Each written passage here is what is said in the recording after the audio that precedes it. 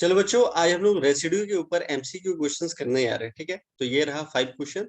आप लोग स्क्रीनशॉट ले लो, खुद से ट्राई करो। बन जाता तो वेल एंड गुड, नहीं बनता है तो आप सॉल्यूशन देख सकते हो। ठीक है, तो चलिए सबसे फर्स्ट क्वेश्चन क्या है। The residue of a function F of Z, ये आप लोग को दे रखा है at Z equal to 1 is, मतलब देखो डिनोमिनेटर में आपको क्या दे रखा है, जेड इक्वल जेड माइनस 1 और एक जेड माइनस 2। ठीक है, अगर तुम इक्वल टू 0 करोगे तो 2 पॉइंट आएंगे आपके पास। ठीक है, एक आएगा z इक्वल टू 1, एक आएगा z इक्वल टू 2। आपको दोनों पे नहीं निकालना है, क्वेश्चन में मेंशन कर दिया है at z equal to 1। z equal to 1 पे कौन सा पॉइंट है हमारा, z माइनस 1 वाला। ठीक है, अब आपको गौर से देखना है ये सिंपल पोल है या कौन सा पोल है। तो ऑब्वियस बात है, इसका पावर 1 है तो मतलब ये सिंपल पोल है। तो सिंपल पोल के लिए आपको फॉर्मूला मैंने क्या बता रखा है, चलिए आइए व्हाइट बोर्ड पे बताता हूँ। ये रहा व्हाइट बोर्ड और क्वेश्चन नंबर 1 का सॉल्यूशन देखते हैं। ठीक है, देखिए सिंपल पोल के लिए,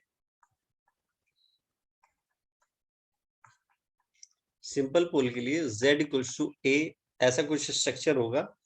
तब फॉर्मूला बताया था residue f of a equals to limit z tends to a z minus a f of z। ठीक है, मैं हर एक क्वेश्चन में फॉर्मूला नहीं लिखूंगा, ये पहला क्वेश्चन है इसलिए मैंने आप लोगों को बता दिया ये फॉर्मूला होता है। ठीक है, तो क्वेश्चन क्या कह रहा था, क्वेश्चन था आपका f of z equals to z plus 1 upon z minus 1 and z minus 2। ठीक है, किस पे बोल रहा था, एट z इक्वल्स टू 1 पे। ठीक है, तो इसका निकाल लेंगे रेसिड्यू, क्या होगा f of 1 equals to limit z tends to 1। ठीक है, z माइनस 1। ठीक है, जहां पे a है वहां पे हम लोग 1 पुट अप कर रहे हैं। ठीक है, f ऑफ z हमारा दे रखा है z plus 1 upon z minus 1 z minus 2। ये कैंसिल आउट हो गया। ठीक है, अब क्या करते हैं, residue f of 1 equals to limit z tends to 1, क्या बचा z plus 1 upon z minus 2। अब z की वैल्यू पुट कर दो, मतलब z की जगह 1 पुट अप करना है, तो 1 प्लस 1 अपॉन 1 माइनस 2, तो क्या आ गया 2 अपॉन माइनस 1, तो देयरफॉर माइनस 2 आपका फाइनल आंसर होगा। ठीक है, चलिए सेकंड क्वेश्चन देखते हैं, बड़ा इजी था। ये रहा सेकंड क्वेश्चन, कह रहा है if f of z equals to z square upon z minus 1 का whole square z plus 2, then residue of z minus 2 is. फिर से मैं क्या बोला आपको, f ऑफ, देखो रेसिड्यू f ऑफ माइनस 2। ठीक है, f ऑफ माइनस 2 मतलब a वाला जो चीज है वो माइनस 2 है। ठीक है, तो ये आया कहां से, ये आएगा z प्लस 2 से। तो z प्लस 2 देखो सिंपल पोल है या कौन सा पोल है, तो भैया सिंपल पोल है क्योंकि पावर 1 है। ठीक है, तो सेम फॉर्मूला लगेगा जो अभी बताया मैंने आप लोगों को। तो सेकंड क्वेश्चन करते हैं। देखो स्टार्टिंग में आप लोग फॉर्मूला लिख लिख के करना है। ठीक है, चलो मैं लिख लिख के कर ही देता हूँ आप लोग के लिए। Residue F of A equals to क्या होता है, limit z tends to a z minus a F of z। ठीक है, ये सिंपल पोल के लिए। तो a आपका क्या था, माइनस 2 था। ठीक है, वही तो दे रखा था क्वेश्चन में, रेसिड्यू ऑफ माइनस 2। ठीक है, तो वही पकड़ना है आपको, a क्या है, z टेंड्स टू क्या हो गया माइनस 2, तो z माइनस 2 और पहले से माइनस है तो z प्लस 2 हो जाएगा। ठीक है, into F of Z question में दे रखा है Z square upon z minus 1 का whole square and z plus 2, तो ये और ये कैंसिल आउट हो गया। फिर करना क्या है, simple z tends to minus 2 है, यहाँ पे z square upon z minus 1 का होल स्क्वायर, माइनस 2 पुट करना है, माइनस 2 का whole square upon minus 2 minus 1 का होल स्क्वायर, तो माइनस 2 का होल स्क्वायर हो गया 4, और माइनस 2 माइनस 1 माइनस 3 का होल स्क्वायर क्या हो जाएगा, माइनस 3 का होल स्क्वायर हो जाएगा 9, तो 4/9 आंसर हो गया। ठीक है, चलिए नेक्स्ट क्वेश्चन करते हैं। Question number 3, if F of Z cos z upon Z Z plus 5 है, ठीक है, then residue of F of zero is. अब देखो एफ ऑफ जीरो कहां से आएगा, ये जेड वाला टर्म से आएगा, और फिर हम जेड देख रहे हैं कौन सा है हमारा, सिंपल पोल है या सिंपल पोल है, तो सेम फार्मूला लगेगा, ठीक है। चलिए इसको भी करते हैं। एक्चुअली देखो क्वेश्चन को करने से पहले ना एनालाइज करो कि क्या क्या चीजें उसमें अप्लाई होने वाली है, ठीक है, तब आगे बढ़ो तो बहुत मजा आएगा। फिर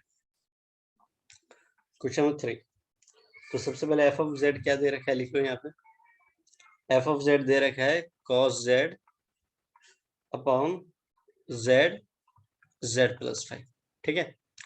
तो फिर से मैं वही आपको बोलूंगा, फार्मूला लिख लेना, residue F of A equals to limit Z tends to A Z minus A F of Z, ठीक है। तो आपको किस पे बोल रखा था, जेड टेंस टू जीरो पे, ठीक है। तो residue F of zero equals to limit Z tends to zero, ठीक है। तो यहाँ पे अगर तुम करते हो जेड माइनस जीरो, और एफ ऑफ जेड हमारा क्या है, cos Z upon Z Z plus 5, तो जेड माइनस जीरो तो जेड ही होता है, तो जेड जेड कैंसिल आउट कर दिया मैंने, ठीक है। अब सिंपल सा लिमिट पुट करना है आपको, Z tends to zero cos Z upon Z plus 5, ठीक है। जेड की जगह जीरो पुट कर दो, तो ये हो गया cos zero upon zero plus 5, cos zero होता है 1, तो आंसर आ गया 1/5, ठीक है, काफी इजी था। चलो नेक्स्ट क्वेश्चन करते हैं। क्वेश्चन नंबर 4 क्या कह रहा है, if C is a circle mod Z equals to 3। अब ये देखो मॉड जेड इक्वल्स टू 3 का मतलब क्या है, तो पहले इसको यहाँ समझ लो, मॉड जेड इक्वल्स टू 3 का मतलब क्या है। देखो सबसे पहले तो ये सर्कल है जो कि सेंटर पे होगा, ठीक है। मॉड जेड इक्वल्स टू 3 का मतलब क्या हो गया, ये जो है दैट इज 3,0, ये वाला पार्ट है -3,0, ये वाला पार्ट जो है दैट इज 0,3, ये वाला पार्ट है दैट इज 0,-3, ऐसा समझ में, दैट इज मॉड जेड, ठीक है। अब कह रहा है then the value of integration dz upon z minus 1 z plus 1 is. तो देखिए इस टाइप के क्वेश्चन को आप लोग करोगे कैसे, ये डिफरेंट टाइप का क्वेश्चन।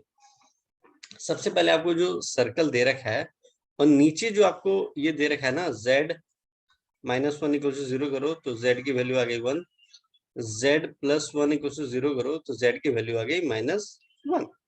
अब देखना है कि z1 और -1 इसके अंदर लाई कर रहा है या नहीं कर रहा है। अगर लाई कर रहा है तो कॉची रेसिड्यू थ्योरम हम अप्लाई कर सकते हैं, नहीं लाई कर रहा है लिमिट नहीं अप्लाई होगा, ठीक है, क्लियर है।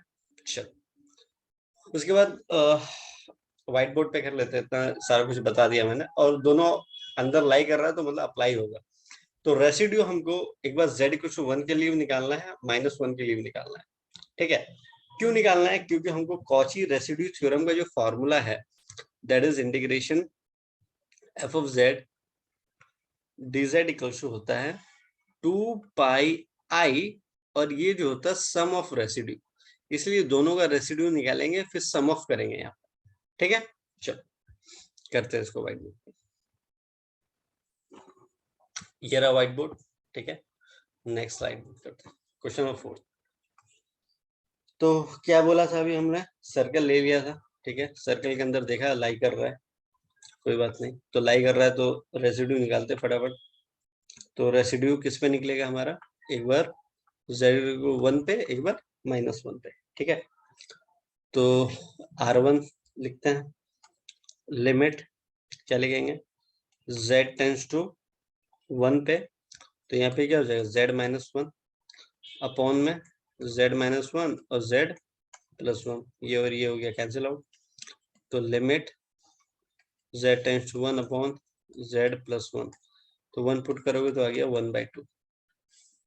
चलिए r2 निकालते हैं, r2 हो गया लिमिट z टेंस टू -1, तो यहाँ हो जाएगा z+1 1 अपॉन z-1 z+1। ये z+1 कैसे हो गया भैया, फॉर्मूला में z -a है, तो ये माइनस माइनस प्लस होगा ना, ठीक है।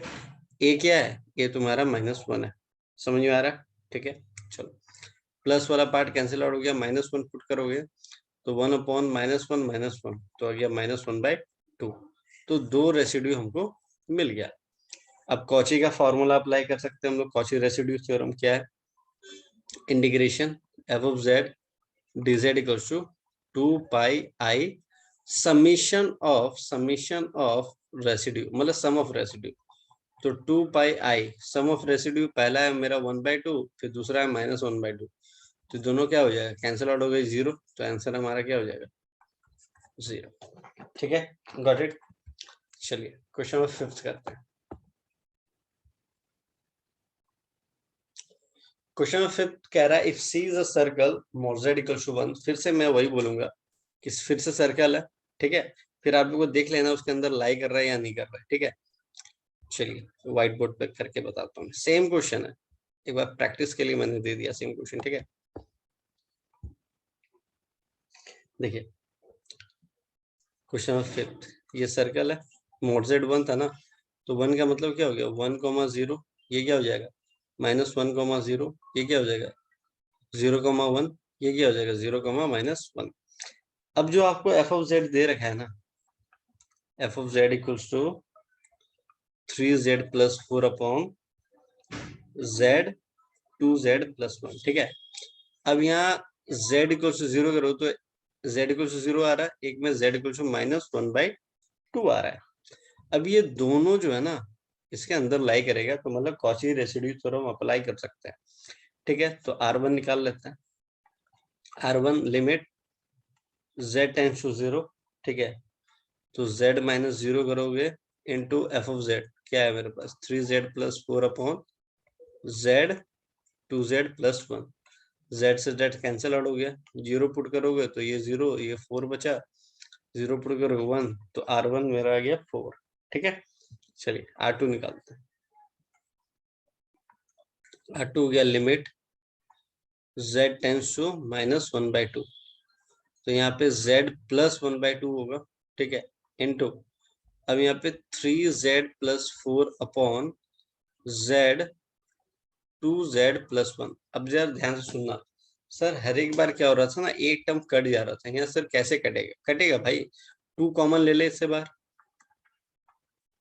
Limit z tends to -1/2 z + 1/2, ठीक है, इनटू 3z + 4, z तो मेरे पास है ही। अब ये क्या कर रहा हूँ मैं? 2 बाहर कॉमन ले रहा हूँ, तो 2 बाहर के z + 1/2 आ जाएगा। अब देखो कैंसिल आउट हो गया। अब z -1/2 पुट कर, 3 इंटू -1/2 + 4 अपॉन -1/2 इंटू 2, ठीक है। 2 से 2 कैंसिल आउट हो गया, -1 नीचे है, तो यहाँ पे हम लोग लिखेंगे इक्वल्स टू -3/2 + 4 अपॉन -1। तो नीचे वाला माइनस का टेंशन ही खत्म कर देते हैं, ऊपर माइनस कॉमन लेके 3/2 - 4 upon -1, minus minus cancel out हो गया। फिर ऊपर में 2 एलसीएम लेंगे तो 3 - 8, तो आ जाएगा मेरा -5/2, ठीक है, ठीक है। चलो ठीक, अब आगे बढ़ते हैं हम लोग, कॉची रेसिड्यू थ्योरम लगाएंगे। F of Z dz equals to 2 pi I summation of r, ठीक है। तो 2 पाई आई है, समीशन ऑफ r का मतलब क्या हो गया? हमको ऐड करना है 4 - 5/2, तो ये 2 पाई आई, यहाँ पे एलसीएम लेंगे 2, 8 - 5, तो ये 2 पाई आई इनटू ये हो गया आपका 3/2, 2 कैंसिल आउट हो गया, फाइनल आंसर आ गया 3 पाई आई। तो ये आपको टिक करके आना है, you will get the final answer. I hope हर एक स्टेप मैंने आप लोगों को बेसिक से बताया है, कहीं पे आप लोगों को परेशानी नहीं आएगी, ठीक है। मिलते हैं with more question next class में। Till then bye bye, take care.